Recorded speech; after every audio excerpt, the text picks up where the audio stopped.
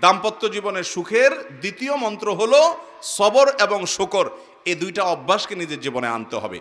যাদের মধ্যে সবর নেই, যাদের মধ্যে কৃতজ্ঞতা নেই, এরা কখনো দাম্পত্য জীবনে সুখী হতে পারে।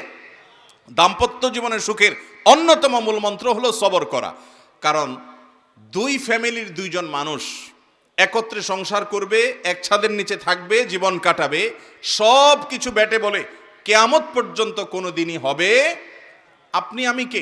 নবী করিম সাল্লাল্লাহু আলাইহি সাল্লামের সাথে, তার স্ত্রীদের সাথে, উম্মুল মুমিনিনদের সাথে ছোটখাটো বিষয় নিয়ে মান অভিমান হয়েছে না হয় নাই? বহুত হয়েছে। এবং সে মান অভিমানটা আমাদের মতো না, তাদের মতো করে হয়েছে। কারণ স্বামী স্ত্রী একসাথে দাম্পত্য জীবনে যখন সময় কাটাবে, তাদের মধ্যে বোঝাপড়ার গরমিল হবে। এই সময়টাতে দরকার হয় সবর করা। মনে রাখবেন, ইবাদতের অনেক বড় একটা পার্ট হলো সবর এবং ধৈর্য। আল্লাহ কোরআনে বলেছেন, ইন্নামা ইউআফাস সাবিরুন আজরাহুম বিগাইরি হিসাব।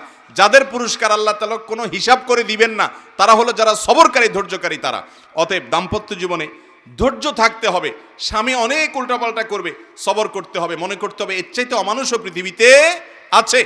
আবার স্ত্রী অনেক উল্টাপাল্টা করবে, সেক্ষেত্রেও সবর করতে হবে, মনে করতে হবে যে এর চাইতে অমানুষ অনেক আছে। এবং নিজেকে সান্ত্বনা দিতে হবে। অনেক ক্ষেত্রে কৌশলী হইতে হবে। বিশেষ করে দাম্পত্য জীবনে কৌশল ছাড়া আপনি সুখী হতে পারবেন না। তো খোলাসা কথা হলো, সবর থাকতে হবে।